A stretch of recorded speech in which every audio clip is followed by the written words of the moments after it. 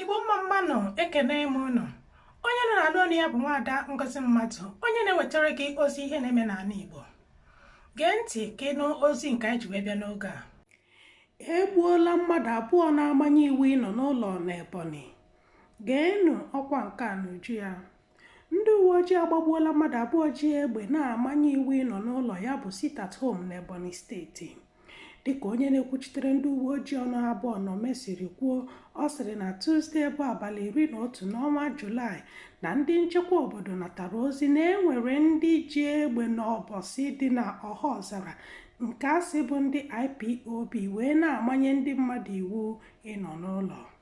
N'ọnụ okwu ọnọme, ọ sịrị na abalị 10 n'ọnwa Julaị n'afọ 2023 oge o ji nkeji 50 wee gafee elekere nke mbụ nke ehihie ka ụfọdụ ụmụ okorobịa bụ egbe gara n'ọkpọsị n'Ọhaọzara wee na-agba egbe ayara ayara.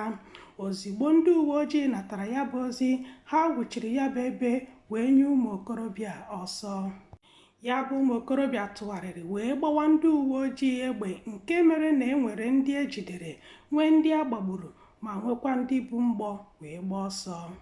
Ọnọme sịkwara na ndị uwe ojii hụrụ ọtụtụ mgbọ, egbe dị iche iche, otu ụgbọala, ahịhịa na-ese ese, ekwentị, igwe na-enye ọkụ, ihe oriri, ọgwụ a na-eke n'ahụ, ya na ihe a na-eji ezobe iru ya bụ face mask.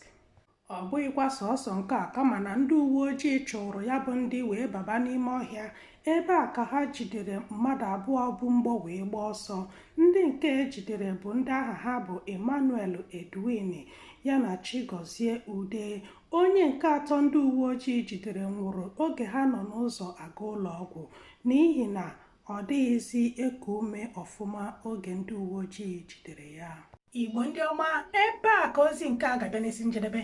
Cheta na ndị jikọtara aka wee na-ewepụtara gozi a bụ Igbo Amaka TV ya na Impact Citizen TV. Nọdụnụ mma ka emesịanụ.